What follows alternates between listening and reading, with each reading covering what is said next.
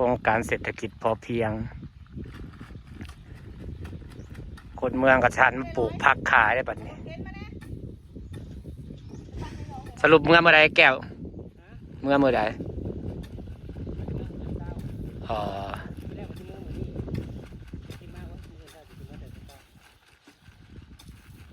สบายดีจ้ะพี่น้องสวัสดีสุขคนจ้ะมาซอดพี่กับสิบ้าเพื่อปลูกผักได้บัดนี้ธุรกิจเพิ่นสิหันมาเห็ดนาแซงหันมาปลูกผักแล้วเดี๋ยวนี้นะสิผมเป็นข้าราชการแล้วทีล่าออกแล้วเลขก็บ่ถือที่แรกว่าทีล่าออกแต่มือบ้านนี่เพิ่นเลขบ่ถือก้าวว่าสิถือไอ้เลขและสิล่าออกติมีทุนแล้วก็ทีล่าออกมาเฮ็ดนาบ่มีทุนก็สิได้อยู่ต่อแล้วนี่ทีละเห็ดเศรษฐกิจพอเพียงกับเห็ดอันนี้จังหวัดคุ้มกับจับกันนะแก้ได้เงินเดือนเท่าไหร่แก้ว10 ล้านเดือนโบราณดอกก็จะได้ซื้อบัตรโทรศัพท์ซื้อข้าวกินออกมันเห็ดเกษตรพอเพียงทำคลิปทำเองอย่างลาดบ้านเฮาโบราณดอกหลายที่จะเห็นนั่นแหละ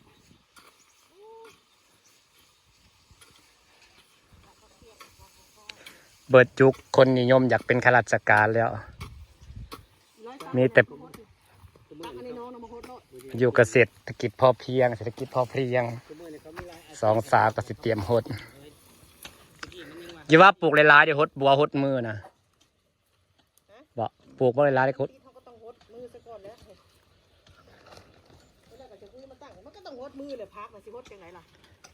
ก็หดมือนึกวันน้ำปล่อยน้ำลงปล่อยน้ำลง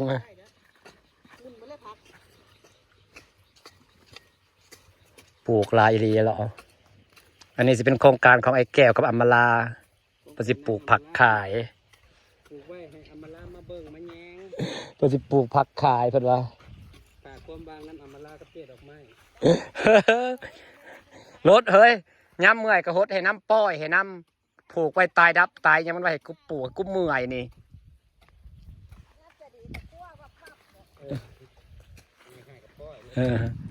ฉะนั้นมันเห็ดเช่นก็เดี๋ยวปลูกไว้ให้คุณ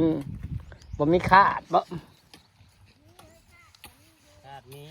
ใช่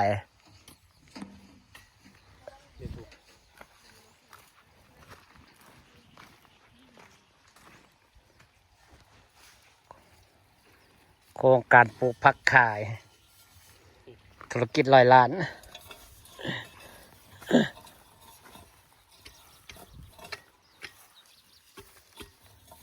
อามาลาดมือมันงาม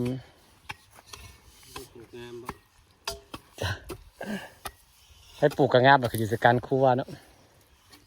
ดูครัวกระงามเป็นกับมักปลูกคือการใดคือกระปุกมักเทศกระปุกเป็นกระปุกเป็นผู้ปลูกบดกกับบดกนะปลูกตาเข้ามือเย็นคอยมือเย็นเขาปะเป็น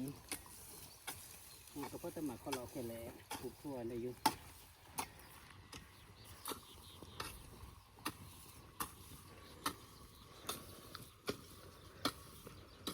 ยำเห็ดเวียกกับลูกนางสอดชาแซ่บกับพอเห็ดเนาะเมื่อยเบยหักกระสองถุงแล้วก็สิเมื่อยแฮะลากมาศีรษะนี่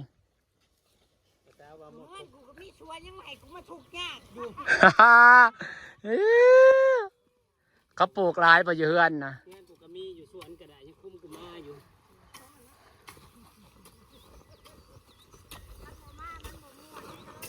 อยู่ที่เขาเริ่มปลูกแล้วเฮ้ย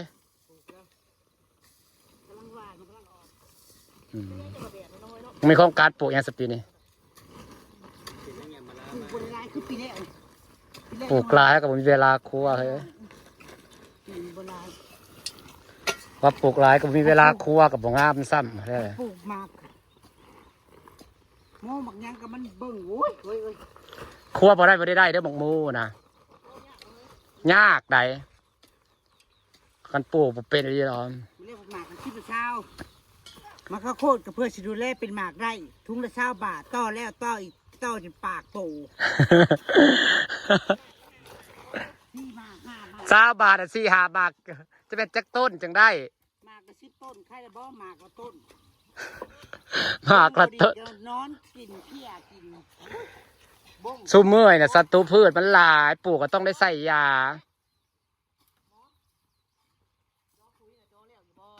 ได้จอบริเป็นยังวะ ดึงชนมันก็ชั่วออก ไปดึงให้แม่ ดึงเสื้อมันหูดจาดโรแมนติปาดสดแล้วก็ดึงหูดจาดเลยอีเท่าผู้มันเจียวชาญนะผู้ไป จ้าไปหัวจะเบิ่งดู รถใหญ่เป็นหนาเบี้ยวเป็นหนาให้ทหารพักนะบ่พอได้เจอว่าเป็นนานพักพอได้ตี อันนี้แล้วว่าสิปลูกผักอันนั้นนะ พักหอมเสริมแพงไป พ ปลู ด ก น้ำพดน้ เสิร์ฟสาระเน่ ำว่านและผัดว่าข้าวร้อนๆอยู่ในมันดินคือบุถงแห้งเฮ้ยใส่เด้อเฮ้ยใส่เฮ้ย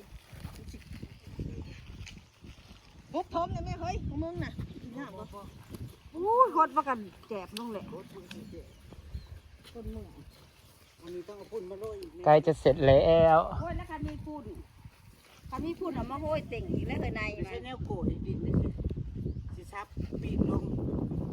เสียบหลวดเด้ตัวเสาไอ้คาดลงปะเตะเอามือคนรอบหนึ่งเลยเด้มันก็ลงหลายเติบเยอะ ไปเก็บสะระแหน่มาเสียบ มันคือยังเด็ดอยู่ มีอย่างเนี้ยไปตำอยู่ว้าผักสะระแหน่สบักงามแต่ฮักกะหูได้เลยนะว้ากระย่างมาเบิ่งว้ากระย่างมาทางนี้บางพักนาง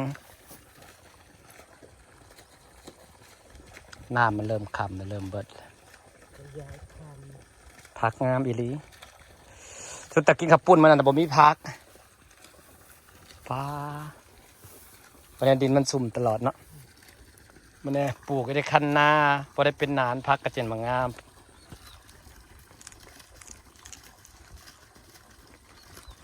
ต้องใส่น้ำปลาเด้อืมมีบอลขายมีบอลขายกุ้งอยู่บ่ นี่เงิน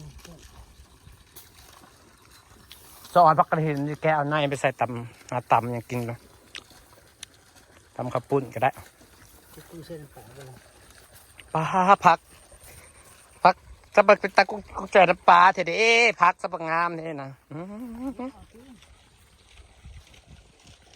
พักบูในคันนาเจนว่างามเนาะเขาได้มันซุ่มตลอดดีมันซุ่มตลอดฟังหอมเป๊ก็งามสะระแหน่งามขักเอลีน้ำมันเริ่มแดดเริ่มเบิดเลยหักน้ำเล่าหน่อยแห้งหรือพอมันเขาว่าอะไรข้างบนมันก็ซุ่มซื่นตลอดน้ำมันก็ซึมลงคือเก่าหมุนเวียนคือเก่าโอ้ตัวนักกระบ่อหนึ่งกระแห้งทั้งเบิด3 บ่ออีกพุ่นบ่อหนึ่งน้ำไปที่พักสะระแหน่นะป้านางมาปลูกผักจ้าใช่ไหมอยู่เฮือนกับปลูกยังมาปลูกอยู่เฮือนหมูอีกอย่างอำมาลานี่จะสิเก็บอันนี้ไปแกะเอาในมาด้วยเฮ้ยจะออนบักกระถินผู้ดกแทดกหว่าพี่น้องจ้าสิฝากบรรยากาศไว้ซ้ำนี้นะจ้าขอบคุณทุกคนนะจ้ามาซื้อน้ำเพื่อจะแสงกินน้ำ